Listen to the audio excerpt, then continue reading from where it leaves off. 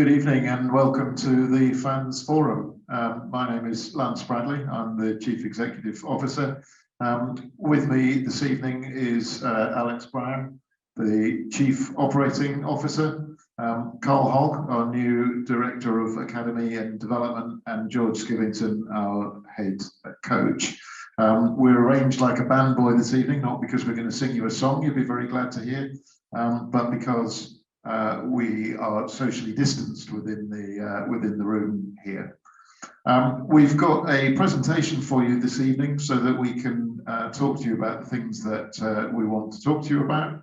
And then at the end, there'll be an opportunity for you to ask questions. And indeed, you can send in those questions during the presentation using the Q&A function. There is a chat function. Please don't use that because we're not looking at that piece of it. Please use the Q&A function so that we will get your questions.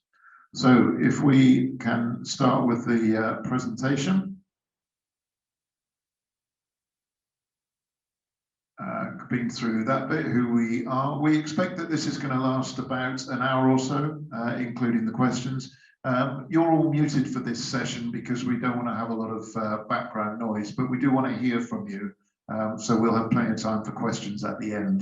And I should also say that it's obviously less than ideal being on a Zoom call to do this. We would rather not do that.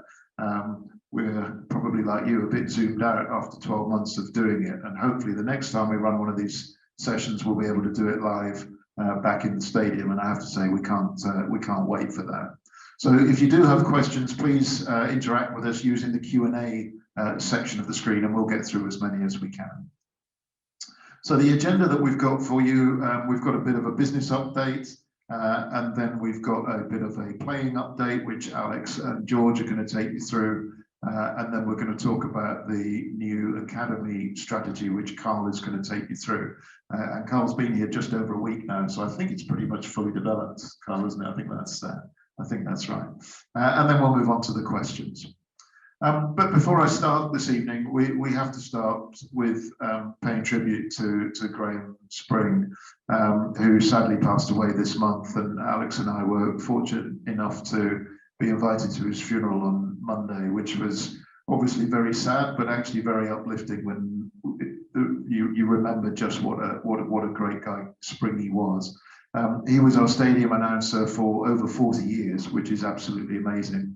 And I think in that time he missed 9 games in total, so an outstanding achievement. And for many of us, including me, he was the voice of Kingsholm. When I first started coming, he was the voice. That's who you heard, and obviously he'd be very sadly missed. It's a shame that this has all happened whilst we're still in lockdown and not able to have you here, but we will make sure that we will pay proper tribute to Graham, and we give the opportunity for you to pay proper tribute to him when we are all able to come back to Kingsholm. So the business update. I've said before that the objectives for the club are we want to work towards a consistent top 4 finish, and we need to financially break even. There's no doubt that the last 12 months have been incredibly challenging from a financial point of view for the club, and we know for a lot of other organisations. And I do want to thank everybody, you supporters, sponsors, business partners, everybody who stood by us through those difficult times. It's been hugely appreciated and made a really big difference to what we've been able to do and actually how we've been able to do it. So thank you very much for that. Not having fans in the stadium has resulted in a significant loss for the club. And I've mentioned some of the numbers previously, and the longer it goes on, the bigger that loss gets. The government have recognised that Premiership rugby clubs and other sporting organisations are reliant on ticket sales and fans being in stadiums. And the DCMS have granted to all Premiership clubs a pretty significant support package that will see us through, and means that as a group, as a club, and as a group of clubs, we will survive this. So that's an improvement from the last time that I spoke to you when it wasn't sure what was going to happen. So we do now know that we at least have a club to move forward with. The support though is in the form of a loan, and loans have to be repaid. So we are going to have to continue to act prudently. and continue to improve the commercial performance of the club to enable repayment of that loan. And we've developed some reasonably long-term plans where we are pretty confident of being able to do that, but we are going to be looking for your ongoing support, and both on match days and on some of the other events that we're planning to help the club really thrive. We've actually taken the opportunity of the lockdown to look at how we do things here at the club. And one of the things that we want to improve, and that we've taken a lot of steps to improve, is the experience that you get when you come. And that's whether you come on a match day or on a non-match day. So we've taken the decision to bring our catering in-house. We've introduced a new bars operator so that we can serve you more efficiently at the bars wherever you are in the ground, whether you're in the one of the stands or around the bowl of the stadium. We will improve the service that you get. We've got a new ticketing system, which will mean that we can be more efficient and make better use of electronic tickets and automatic scanning as you come in. You'll be very pleased, I'm sure, to hear that there is a new PA system being installed, and we will have that up and running before the new season starts. We've also got a new Matchday app, which will include features like the digital program, like RefLink, and a load of other information and opportunities that you'll be able to use using that app and using the stadium Wi-Fi that we have here at the ground. And we've also launched the business club, and those of you who are involved in businesses may have heard of this. We want to make sure that not only our own fortunes improve, but also the fortunes of other businesses in our community improve as well. So we've launched the business club so that we can help along that path. So overall, we're looking to provide a better experience for fans, for business partners, for conference delegates, in fact, for everybody who comes to Kingsholm. And we hope that you'll get to experience this soon. We're taking conference bookings from May the 17th. We've got social events planned from that date, and you can see details of those on our website. We've got a lunch to watch the Lions game in Edinburgh on June the 26th, I think it is, for example, which should be quite popular, I think. We also expect to have up to 4,000 fans back in the stadium for our final two home games of this season, which is London Irish on the Friday night, May the 28th, and against Bath on June the 5th. And we will also be hosting the final of the Women's Premier 15s on May the 30th. And we hope to get 4,000 people along to watch that as well. And if you've not watched women's rugby, or you've not watched the women's rugby live, do have a look at that, because it really is quite something to watch. One of the things that we were hoping to give you more details on was our new training ground. The desire to offer an improved experience extends to everybody associated with the club, including the players. And as you know, we've been looking to relocate our training facility for a little while. And things got a bit delayed because of the uncertainties around COVID.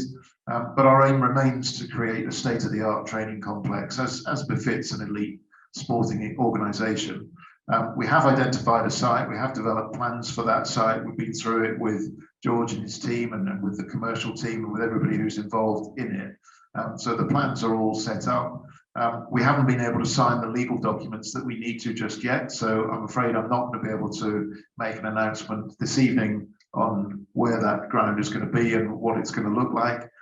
But it is really close, and I do expect to be able to make that announcement within the next couple of weeks. I mentioned earlier the Gloucester Rugby Business Club. The key for this is to offer a forum where businesses can network together, and we can help grow the local economy and the community, and to build a network of local business contacts together. The benefits of that overall to the businesses is that we'll promote them through our website and have regular networking events. But the benefits to you as supporters is we'll be asking you to look at those businesses, and where you need a product or a service, to go there first, to go to the directory on our website. And if you can, use those business partners first, because they're the people that are supporting our club. So if we can support them in return, then everybody wins from that. And they will have an opportunity to make special offers to supporters. So look out for that as well.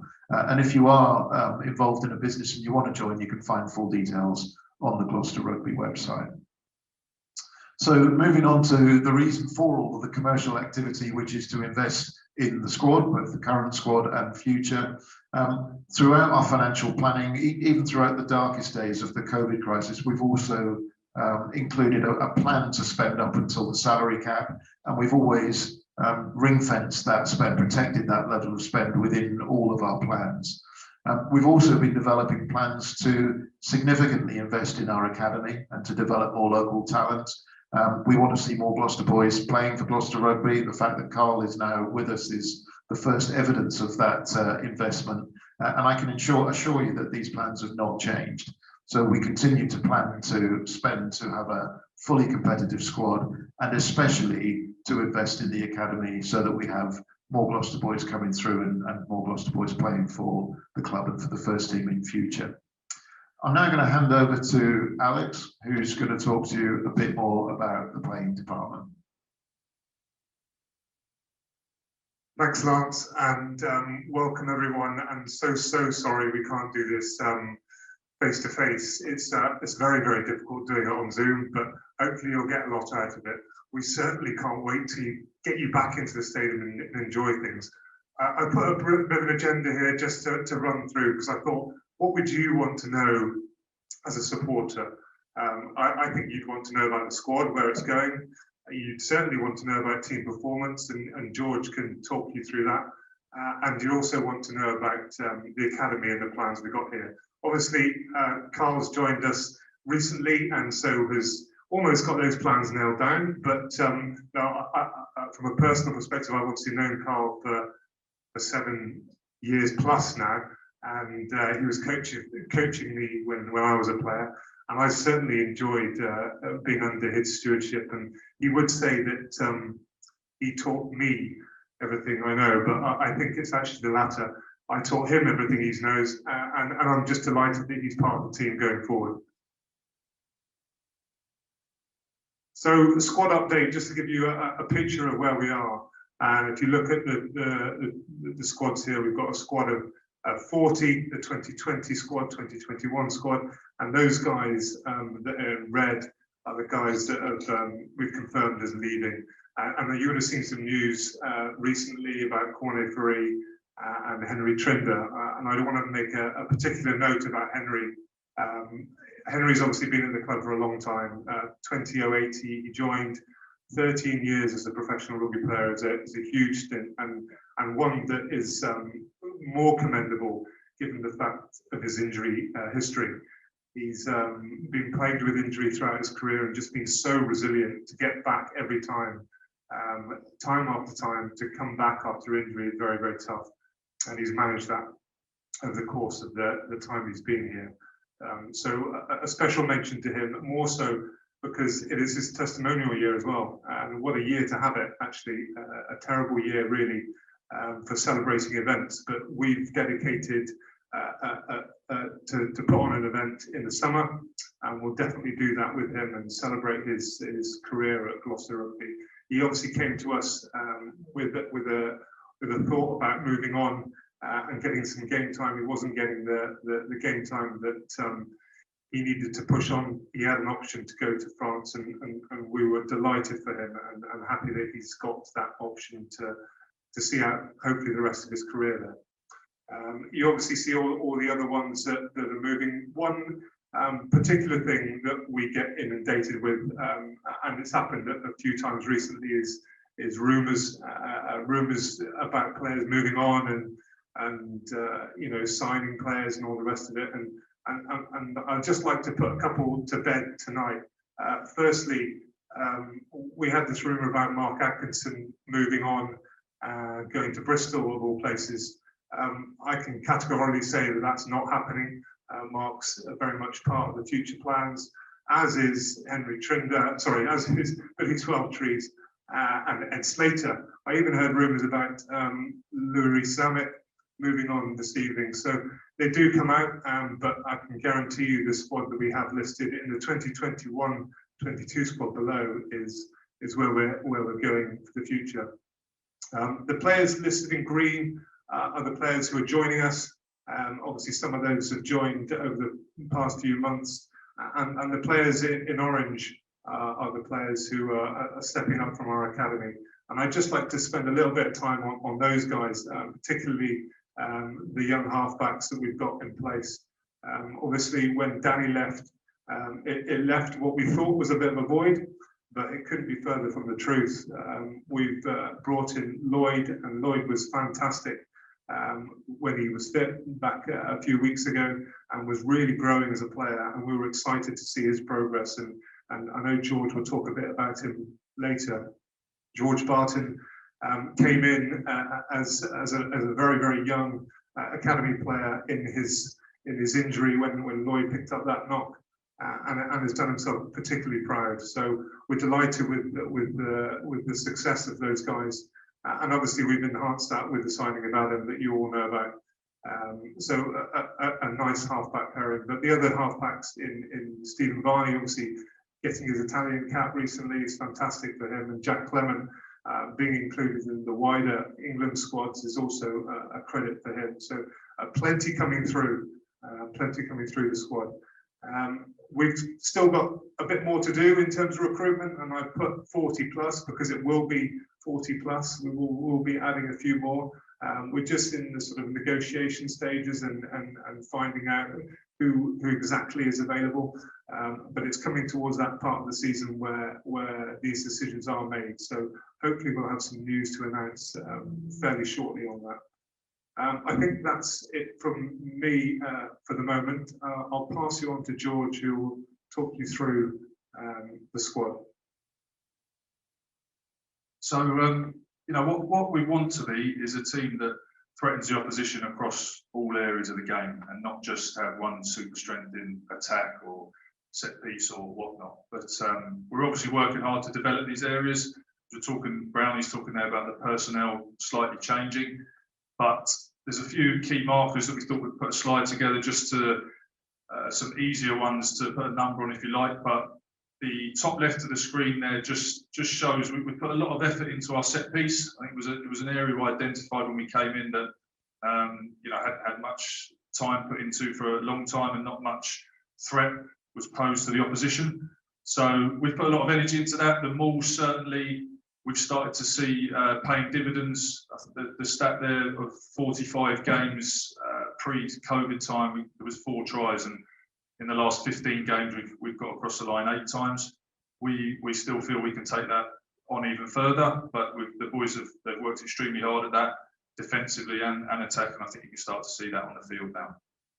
The other tighter area, the pick and go there, again, we've started putting a lot of time and energy into that. You can see the rewards being good in that area, you know, brought to the likes of Exeter, and we've already got more tries this season than the previous in that area. So we continue to push those hard. We're not looking to be an Exeter, but we'd like to know that, you know, when those opportunities present, we can get over the line just as well as them, and as well as harness the rest of the game.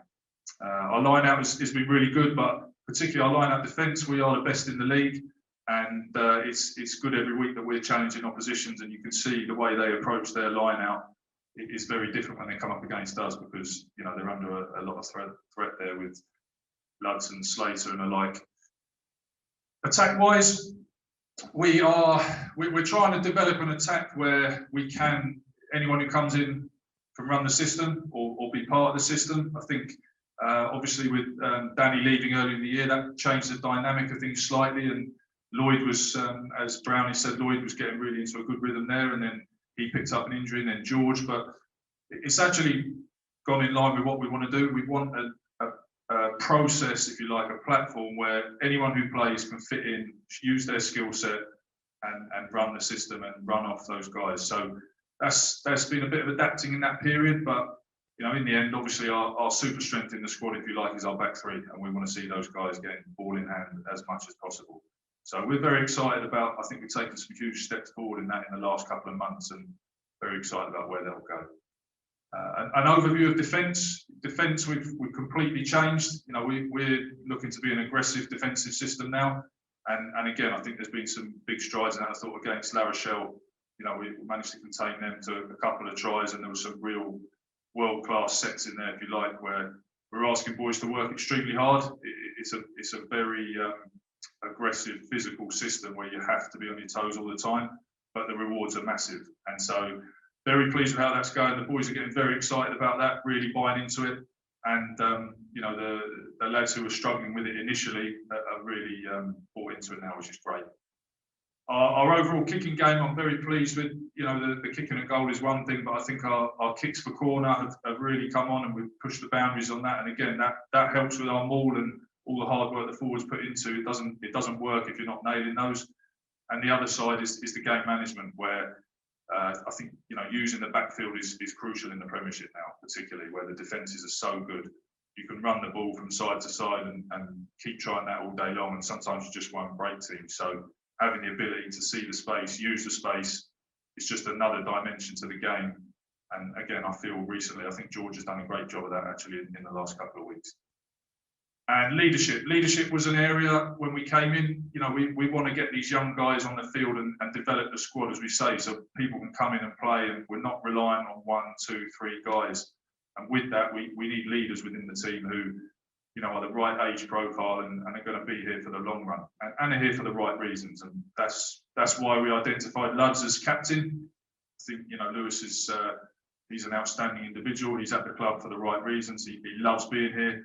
You know, he'll say he wants to stay here for his whole career, and he works unbelievably hard. He drives standards, and I think, you know, his performances reflect how hard he's working and how much he's grown as a player, but particularly as a leader. I think, you know, week by week we see Ludge grow, and the boys around him. He's got some good guys: Ed Slater, Aki, Billy, who a little bit more seasons helping him, but again, the younger lads are a big part of that. And particularly our young halfbacks, is an area we identified. Again, myself and Brownie talked through it a lot when I came in, that we need to grow. That's such a key area of the team. You're 9, you're 10. They've got to run the show. They've got to be organising everything, and can't be relying on a couple of players. So those guys, there's a lot of game management meetings going on throughout the week. There's a lot of analysis, a lot of training. Ultimately, they need to be on the pitch playing, which is why we're exposing them as much as we are. But they're really growing as a group, and their game understanding, their understanding of what it takes to lead a team in your actions and what you say is growing nicely. Just with the squad and the way we are bleeding the young players, you can see the box around the young halfbacks. The top line there pre-COVID, just that shows you on average how many minutes those players have been getting per season since they've been here. So their exposure has been minimal. I think, you know, the young front rowers particularly, that haven't had a huge amount of rugby before COVID and they've been here quite a while. And then the green obviously shows the minutes they've played this season so far. So, you know, you can see guys like Lloyd haven't had a huge amount of exposure, sort of done a lot of training, but not a lot of playing. And there's no doubt with the exposure he had, as Brownie referenced earlier, he was really coming along, and he will. He'll be back in playing soon enough, and we look forward to that. So Tommy Seabrook, a few guys who've been around here a little while, the exposure to actually playing and getting to make those mistakes and have those successes in different bits and pieces is massively beneficial for the club going forward.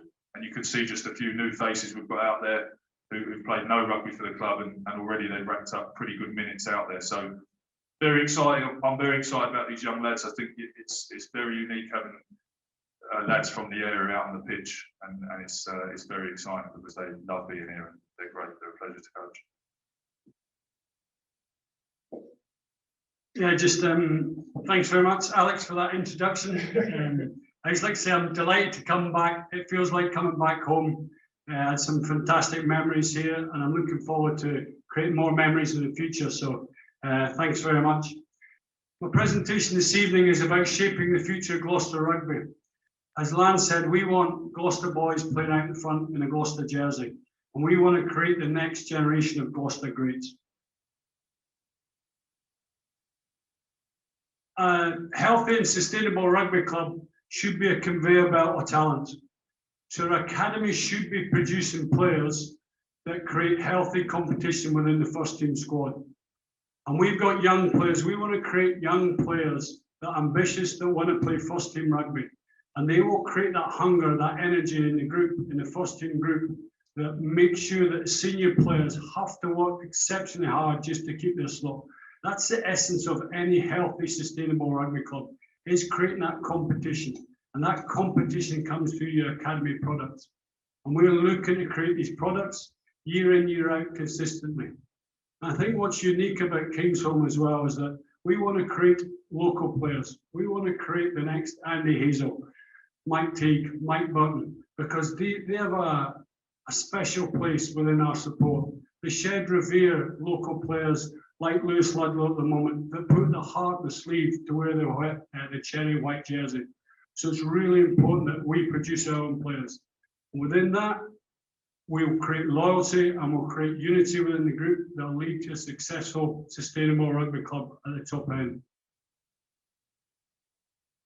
We have a defined catchment area by that. It's a relatively small catchment area, but it's also rich in rugby.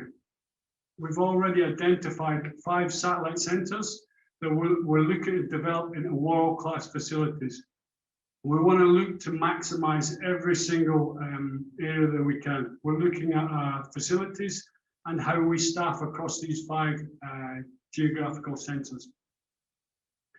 The one thing we're looking to do is we want to shine a light on every single young player within our catchment area. So whether that's across in the west or down in Stroud, we want to make sure that a young player has got the opportunity to maximise his potential.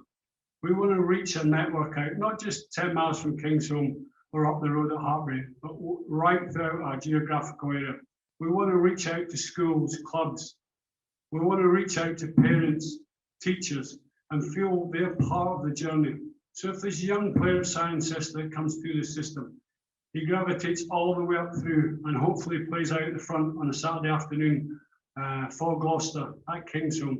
And we want people to be involved and emotionally attached to the club. They are part of the club, and that's really important for us. We want to build these relationships from ourselves all the way down to the community.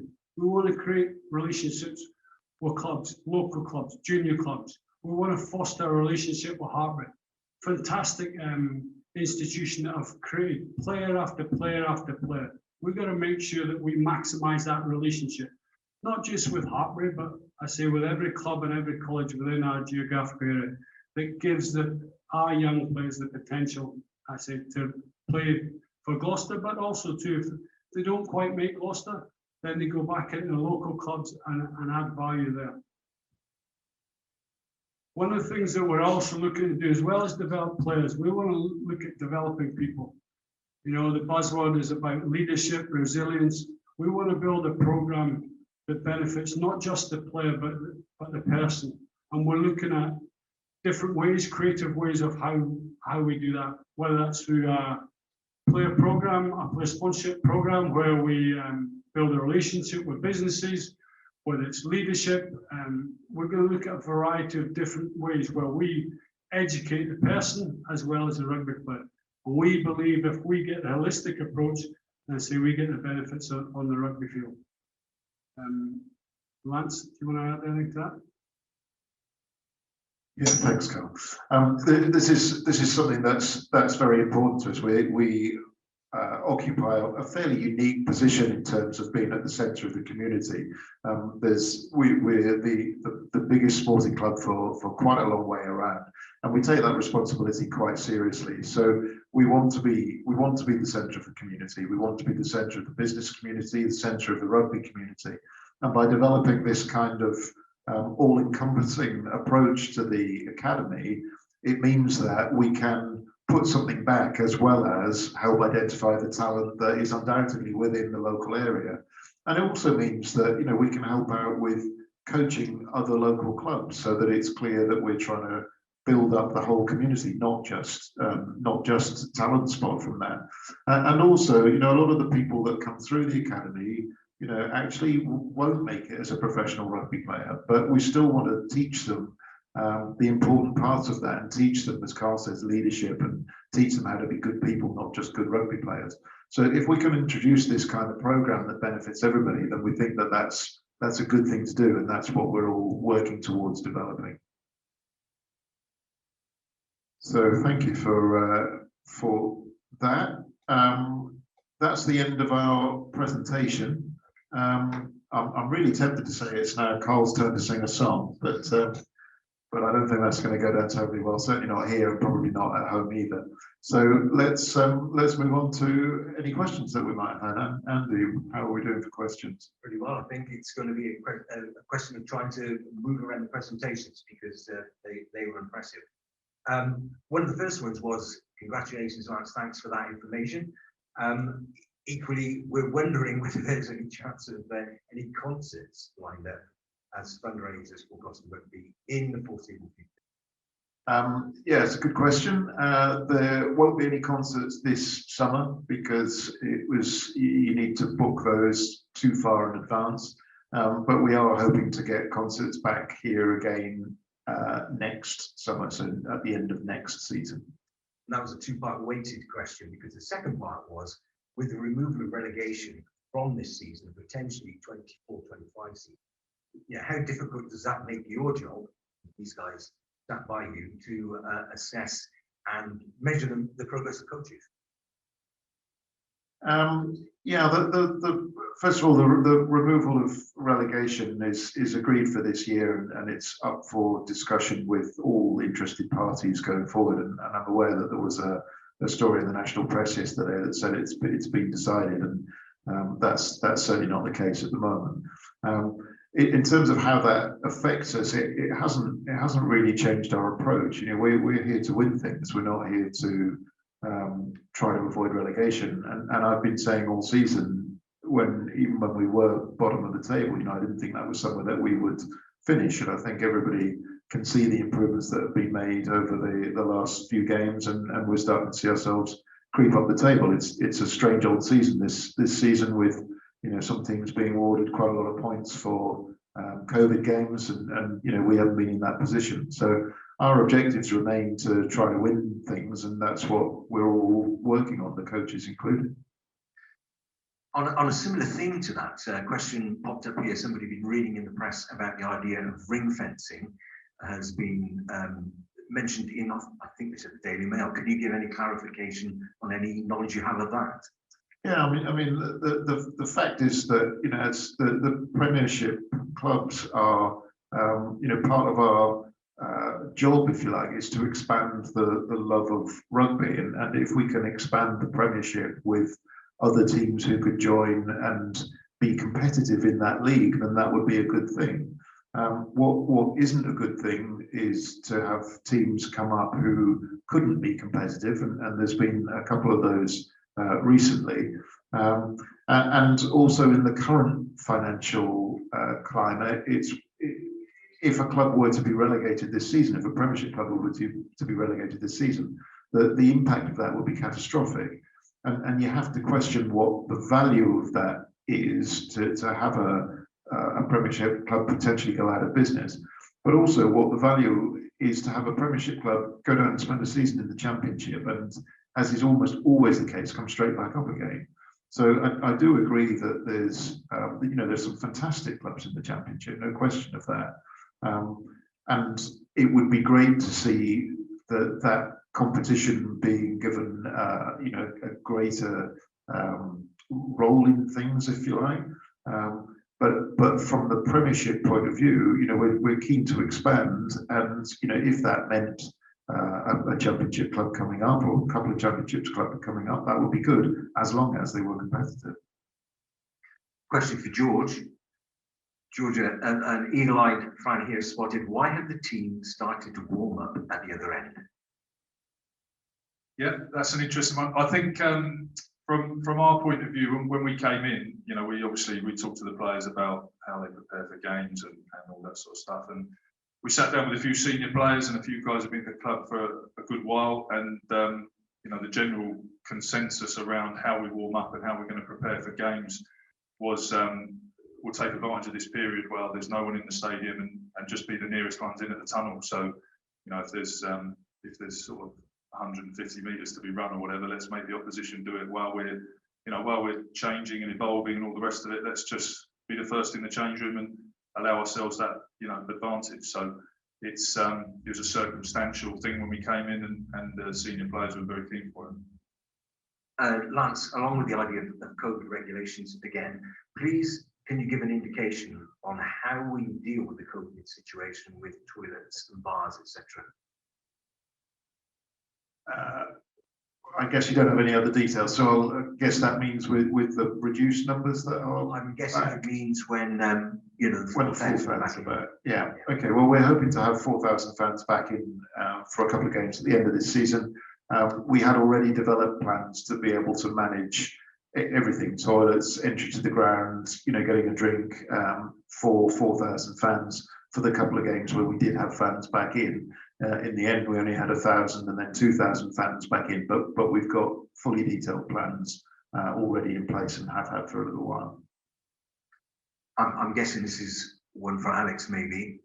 Why do we hear of players leaving in the press rather than in a statement to club members beforehand? That's very true, and it's the bane of our life. Actually, we often read reports. When I said about rumours earlier, rumours are around, and that's what the game is. You often hear a rumour, and suddenly it's truth. Some of the stories we do read they're quite close to the truth. The reality is that the rumours that you hear and some then turn into reality, it is all contract dependent, and so we are, as soon as that ink is dry on those contracts, if that's a player signing, then we're ready to announce. And obviously we can't do that if the paperwork's not all in place, and it is frustrating that they come out, and we do get that, but we do our best to announce it as soon as we can. So just bear with us, and obviously rumours are there, and like I said about the Mark Atkinson, Billy Twelvetree, Ed Slater one, they're there, and sometimes they are laughable. So hopefully all the stories you hear from us are all positive, and hopefully we'll have a few more positive stories very shortly. Another question, I'm not sure whether it would be to George or Alex, is about the idea of updates for injured players. Is it a tactic that you're not giving information to fans about injury progress? Is that just the way it's done? I'll answer the first bit of this. So what we have is an injury update on our website at the moment. We currently have that in place. What we've just got to be careful with, and this is, we kind of need your help on this, because actually if we gave all the injury data on players and said their availability, it actually would prove a little bit to the negative tactic for us. We don't want to disclose everything, because players do analysis, players look at teams and look at selection, and we look at what areas that they can exploit. And if they can see there's a long-term player, a player who's long-term injured, well, then that creates a little bit of an advantage for them. So we've just got to be careful with that. And I know it can be frustrating, but we do try and update as best we can on the website. Welcome back, Carl. Says this question in here. Nice to see you back. And it's talking about key objectives for academy players, which I think you covered. But there was also the question about, is there a facility that they play if they're not playing first team games? Would it just be academy games they're playing, or is there a structure for loans out and games in other places? Yeah, I think that's the key question for any developing player. Is you might get the occasional rock star like Sammy Lou that goes straight up and he ends up playing first team. Very rarely do you make that jump as quickly. So the key to any player's development is where he gets a challenging level of rugby. And that's where our relationship with Hartpury is absolutely critical. I say they're a fantastic rugby brand themselves, but I think the partnership with them in a development pathway is absolutely critical. You know, if we can get players playing at Hartpury that step up for us, it's fantastic. And likewise, we're going to be in constant communication with George about players that are available to go down in Championship. But not just in Championship either, is about creating the right level for the player. So, for instance, a tight head prop, very difficult for him to jump up and play Premiership at 19, 20-year-olds. So he needs to go out, and that level might be in National 1 or National 2, but that's the key critical thing for player development, is making sure that he's in the right environment that challenges him, that then at some point we make the next step. And that's where I see part of my role is absolutely critical in creating these relationships. And hopefully it's not just about us putting a player into an environment or into a club, but it's what can we provide for the club? Can we put something back into the local club at whatever that level is? There's a question here linked to the idea of where we're likely to finish this year, and obviously disappointment about the idea of being lower down the league. And the question really is that because of the limiting idea of more faces possibly coming, it says in the question, George, how do you see what's going to happen? What are you aiming for to make us finish higher in the table next season? Yeah, well, without a doubt, the objective every year is to get better, same as it is with every game we play. But I think the reality for the squad and all of us is we've changed a huge amount this year, and as we've shown there, we've bled a lot of young players and some players who aren't so young, who haven't had a lot of game time or a lot of experience in the Gloucester jersey. So, you know, our plan or what we want to see is we get to the end of this season and whatever happens from here on. But when we come back in ready for a proper pre-season, which we haven't had as a group yet, is that everyone understands the demands, firstly, of the way we want to play, the way we want to play. And as I say, we've got a squad of people with a lot more exposure across the board, with 2 or 3 players in each position who we're very comfortable can step in and play, as opposed to we're relying on these guys, and if they get injured, the drop-off is huge. So very confident when we do get to next season, and there's a lot of rugby to be played yet, and we're very excited. And again, we've had a great week this week of discussions and using last week to get better. But I think, you know, with a year of getting to understand each other, getting to understand the plan, and as I say, the players understand us, and we understand the players, and that's a process we've gone through this year. I think it's very exciting when we do get to the back end and we turn up for a proper pre-season that will allow us to push on.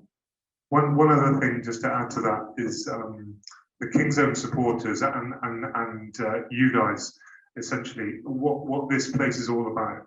This place, when it's full, when it's rocking, with all you guys supporting us and shouting, is a very, very different place, and it really is a weapon.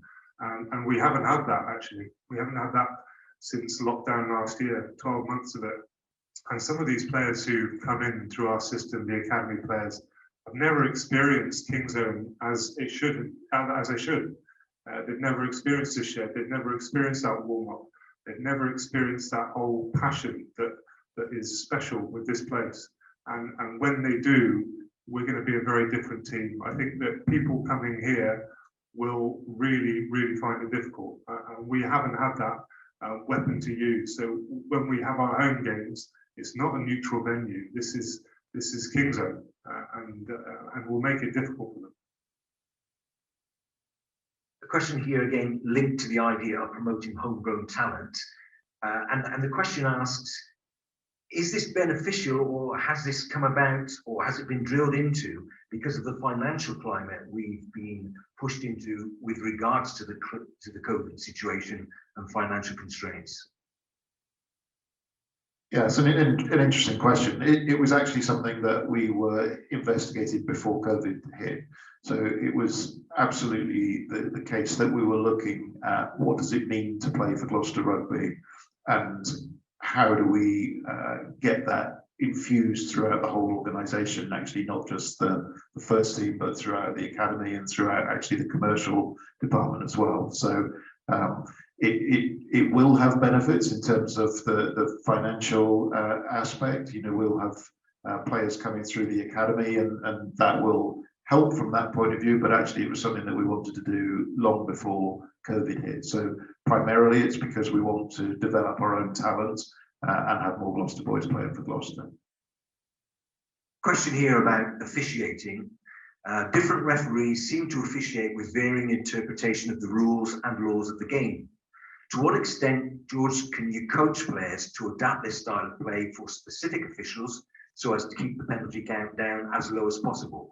Do you get regular feedback from referees on how Gloucester play? Do you link with referees? Yeah, I mean, you know, as a coaching staff, we obviously analyse the different officials, and we've got, you know, relationships with them. If we think there's a strong theme in the way a referee, or you know, they work in pods a lot now, so you get a good feel for touch judges as well. We feed that back to the players. I speak to referees very regularly, you know, particularly if there's an issue I want to talk about or flag up. And Tony Spreadbury was actually at the club 2 weeks ago. He did the rounds at all the clubs. So it's always going to be contentious a little bit. You know, the decisions, they never always go your way, but they never always go against you as well. So you've got to have a bit of sympathy with that. But yeah, I mean, ultimately, you know, those guys are professionals now, and they like. I think the communication is getting better because they are, you know, aware they're accountable, just as we are. It's very grey at the moment, obviously, with the amount of red cards and you know, people leaving the field. I think we're going to have I think the rest of this season will be, you know, there's going to be some calls that half the room think are good and half the room think are bad, and we all want the game to be safer. We all want it to be, you know, we still want it to be physical and confrontational, but we do want it to be safer. And those decisions at the moment, again, they're, you know, depending on which way you look at it, 50-50. But we have a good rapport with the refs. They are approachable. We're never always going to see eye to eye. We do get them in. We had them in a lot at the beginning of the season, and they are very open to coming down when they can, and they will discuss things. So to be fair to them, they've got an open ear when you need it. But yeah, there's always going to be a few heated discussions behind the scenes. Can you give us some sort of idea of how you get messages or information from the stand out onto the pitch, the players in the middle?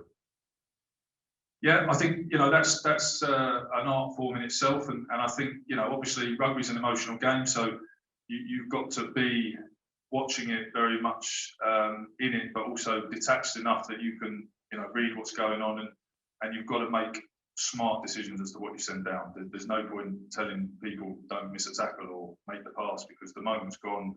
That's not going to happen. So you've got to have a tactical head on you. You know, where can I, if I send a message down, is it going to actually influence the game? You know, has the backfield changed?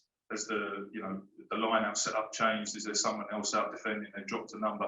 Things that are obvious points that you can actually act on. You know, you do all your work in the week. Coaches, we do most of our work at the beginning of the week, and then, you know, allow the players to sort of take over the back end of the week. And ultimately, they're running the show. They've got to make the decisions, and our job's to stress them enough that when they're in that position, they can make the right decisions. So, you know, in terms of what we send on, we try and be as concise as we can, but with actual solutions and not emotional reactions to things.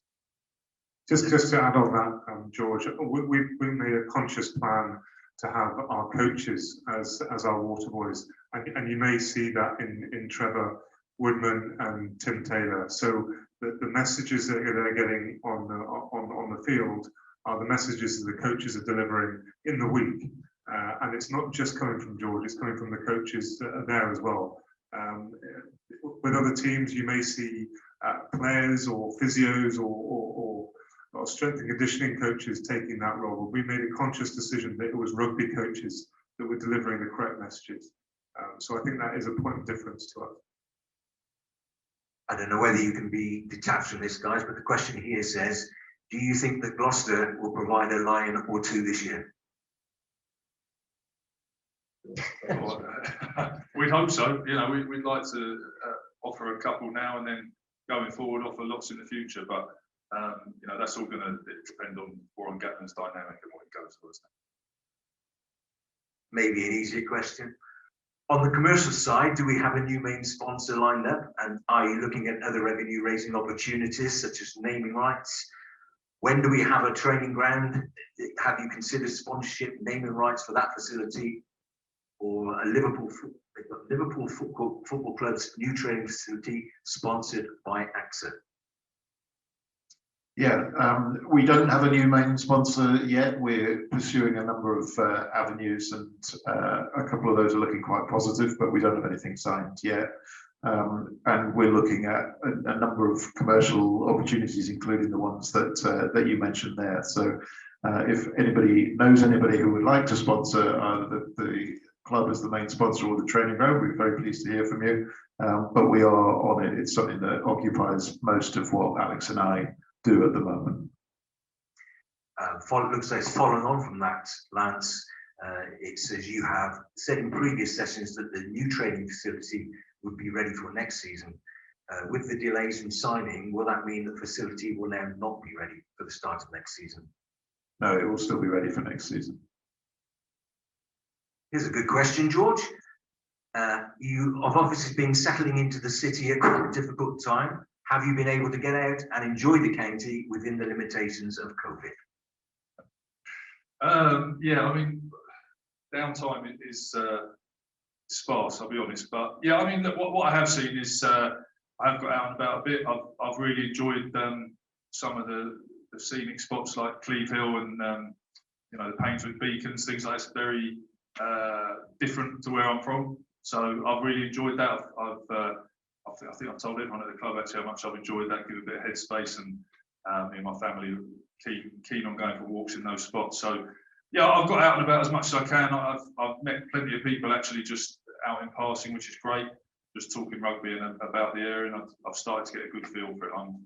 I'm very excited to come out of lockdown and get everybody back in the stadium, but also just get the buzz around, you know, Gloucester itself and talk to as many people as we can and enjoy all this together. But yeah, I can tell it's a great place. I can tell the passion, you know, is massive here, and that's, as Brownie said earlier, that's massively exciting. And we can get all that in the stadium and around the place and just get buzzing. I think this question is just looking for some reassurance here, Lance. Due to the ongoing effects of our sport from COVID, hopefully we're not going to expect a similar exodus of players as we saw in the middle of last season. No, we're not. Alex talked through what the squad was last for this year and what it's going to be for next year, and that's the plans. We're in a quite different position to what we were in last season. Last year there was a huge amount of uncertainty. This year there are challenges, as I've said, but not that anything like that same level of uncertainty. So no, we won't be seeing that kind of exodus. Similar theme, probably, Carl. What can you do to prevent an academy player whom you've invested a lot of time and money in from being poached by other teams? Create a winning first team. Create an environment that he's happy, he feels valued as a player, as a person. You know, we got to make sure that we develop the person, look after his family, and ultimately, if he's in a winning environment and he's come up through an academy system with his mates, I'm not sure he'd want to move it anywhere else. So I think we talk about the professional game, and yes, the pound does talk. But ultimately, rugby players want to be with their mates and they want to be in successful environments, and I think that's the key thing that we're all looking to drive up here. Here's a question again related to numbers. Will all the stands be open for the 4,000 capacity games, or just the seated areas? That's part one of the question. Yeah, I mean, the answer is we don't know yet. So we're working through the government regulations and with the local authority as to what we are able to do. And we're not sure yet whether the requirement is that everybody's seated or whether we're allowed standing people. But we will open up as much as we can, as quickly as we can within the guidelines. So at the moment, I'm afraid I don't know. Part two of the question is there any intention to build a new stand on the shed site? Yeah, we were thinking of knocking down the shed and putting in a really big office for Alex. But no, absolutely no plans at all. I don't think any of us would make it out alive if we talked about plans to change the shed. No, we have painted it, so that has improved it a bit, but that's the extent of the changes we're planning. Alex, will there be a sevens tournament this year? Similar to the ones we've had before, hopefully. We've had actually some great success in those sevens tournaments, and it's a great springboard for some of the academy players to get out and summer rugby. It's great fun. It's a great exhibition. No confirmed plans on the sevens format for the summer, but let's hope so. A question for George related to training. George, will you be reducing impacts in training in line with medical advice around head injuries? How important is mental health and welfare to the club? It's massive. I mean, we've got, we're very lucky with the medical team, you know, we've got, and Owen does a great job of heading that up. The boys, they have a huge amount of support behind the scenes. If there is any mental health or conversations that need to happen, there's systems in place, and it's very impressive what they've set up. In terms of headbangs and collisions, You know, we've got the boys, we're one of the first teams using the mouth guards with the microchips. So we are monitoring, you know, the guys who run that are with us every training session. So every training session is monitored. We, you know, you have to obviously be battle hardened to play the game. So there's a level of contact you have to get in the week to make sure you're ready to play. But we don't do a huge amount of it. We're very balanced on what we do. We take a very, you know, constructive approach to make sure we tick the box so the boys, as I say, are ready for collisions, because that's equally as dangerous if you're not. But there's the risk of doing it in training is as minimal as it can be. And obviously things happen in the game, but as you've seen, if it happens in the game, they're straight off the pitch. And we've been very good at keeping, you know, if we feel it's not right, we've kept people off. So it's, I think we're doing, I think we're actually, you know, one of the best teams at managing that. Are there any additions that George would like to make to his coaching team for next season? I think we're in a very strong position as a coaching team. I think it's a very exciting period for us. You know, I knew most of the guys when I came in. Obviously, Tim, I didn't know, but Tim's been absolutely outstanding. And I think the guys, we've got a good dynamic in the room. We've all crossed paths at different periods in our career. We've all gone off and done different things. And there's conversations all the time in the office where you realise, you know, Kingy and Trev have been on England tours together, and you know, the amount of contacts and people we have discussions with. The room is very exciting with ideas, how we push things on. And one of the key things for me was to be in a room of people you can trust, but also to be in a room of people who push each other and challenge each other. And I think as well as the team growing, the coaching team is growing and coming together, and we're in a good position where we understand what we're trying to achieve, but we're very happy to challenge each other, and that's key, to have some awkward conversations, but come out of that room making sure we're all aligned. So I think we're in a good spot. I don't think at this moment in time we need any more numbers. I think we're actually, as a group, really starting to gel and grow together. Carl, another welcome back for you. And the question is, how will the academy setup and structure work with you and Peter Walton?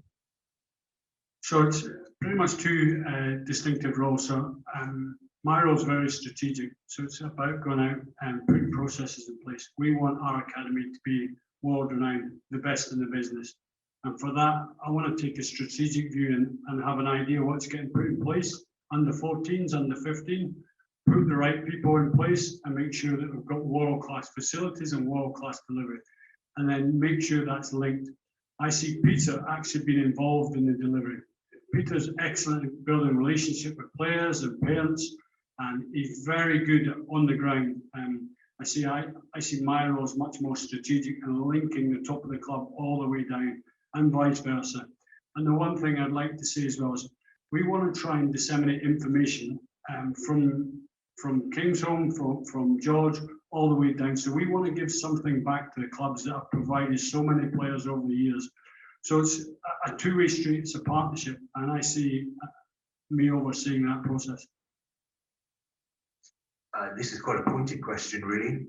How do you keep an academy player who is successful and is Welsh?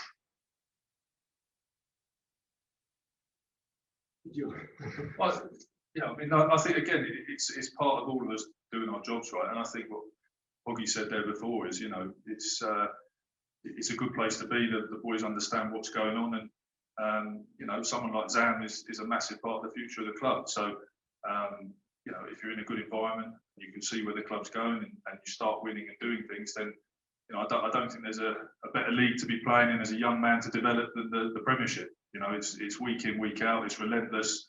You know, the games are as high level as they can be, and I don't think any other league compares. So if you want to get better in an environment, you want to be in a club where you're valued and you can see the growth and you're challenged every week. But also, in my opinion, you'd want to be in the English Premiership right now, because it's week in, week out. You're going to get better and better, which ultimately means you're going to be better and better at international level as well. Andy, can I just add to that? The game's about relationships. The game for the players is about being in the trenches together. Now, if you're in the trenches with your mates and you've come up through your systems together, that's really special. And if you start winning games of rugby and you can win Challenge Cups, or you're into Premiership semis and finals, that's really unique. And doing it with somebody you've grown up is really, really special.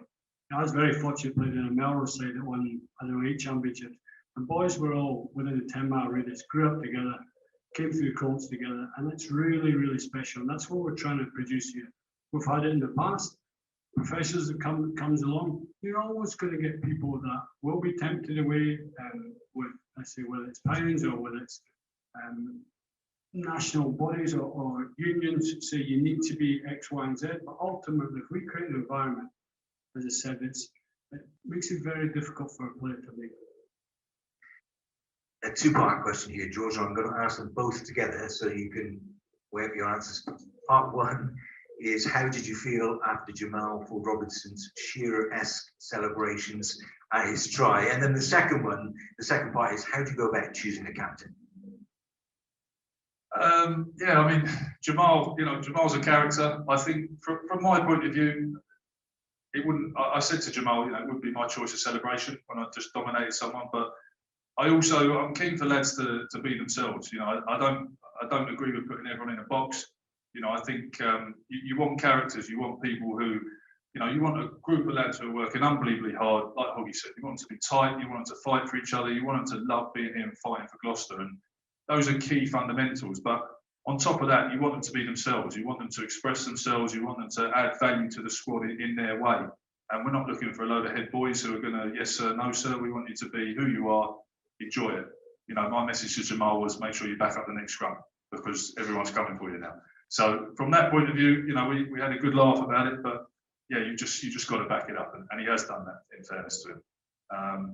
With regard to choosing a captain, I think it was what I said earlier. Really, I sort of came in with a blank canvas, if you like, and sat back almost from trying to lead too much when I came in because I was very aware. I've got to earn the boys' respect and them mine as well. So I sat back and tried to evaluate who's who, and then discussed it with the other coaches. And Luds was the standout character that ticked a lot of boxes for us. And as I say, there's no fluff with Luds. He wears his heart on his sleeve, and he absolutely loves his club, and he will do everything he can to make sure he drives it forward. So I think he's a brilliant individual for the club for a long time to come. This is a good question. Is there the intention, the possibility even, of having maybe a meaningful United fixture list to give not just young players coming through, but returning players from injury, or those who are not quite getting first team selection, any chance of putting something like that together to give players game time? It's a great question, and actually one that I think Premiership Rugby have looked at before. We are almost bound by what they decide. We've got some friendly games organised and various bits, but there's nothing like a league and a league competition. And maybe the Premiership Cup turns into that sort of second team development competition in future years, but no plans have been made for an expanded league, and that would have to be designed and thought about by Premiership Rugby and the RFU. Questions are coming thick and fast here now at the moment. You mentioned the squad and put the outline of the squads on the team on the board, but a question here is, are there any particular positions that you would be looking to strengthen? Yeah, well, we are looking, and George, do you want to talk about some of the potential options? We are looking primarily to rebalance a little bit of the squad. In the past, a lot of the focus has been around the backs, and with George's new focus around the forwards, we are looking to rebalance that, and we've made some signings to that effect. The few players we're looking at, I can't give you exact positions because it's all fairly confidential at the moment, but certainly the front five will be bolstering that.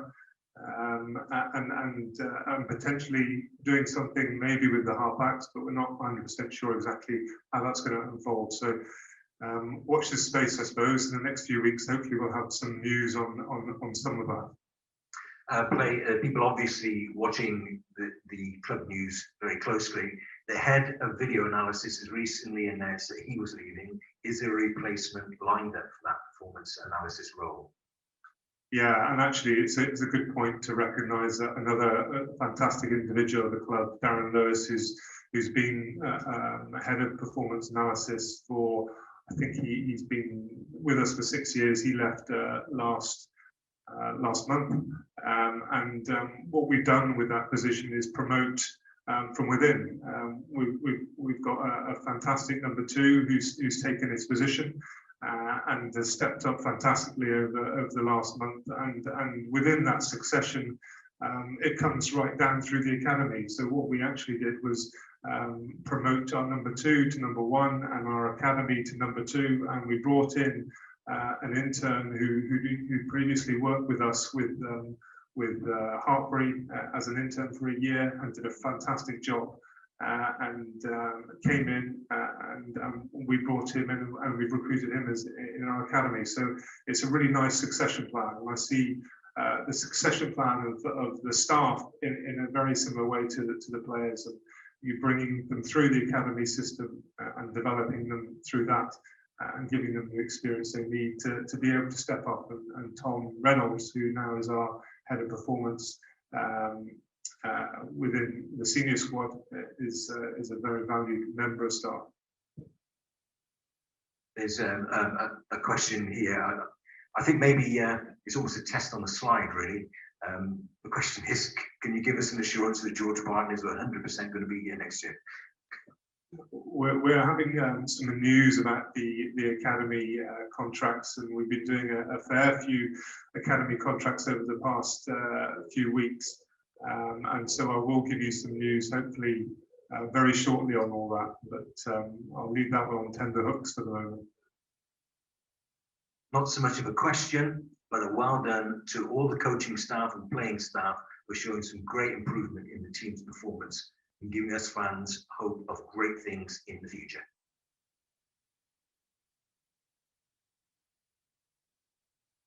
Okay, that's a nice one, and is that one to end on?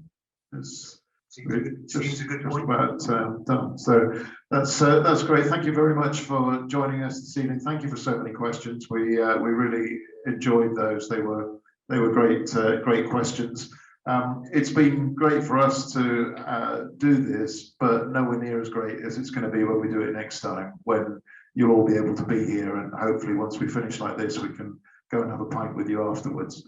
So at least we can see the light at the end of that tunnel. I'd like to say thank you to everybody who's helped organise this, Joel and Mike and Andy and Tim here. Thanks to Alex and Carl and George for joining me. We've enjoyed talking to you, and we can't wait to welcome you back at Kingsholm as soon as we can. Thank you very much.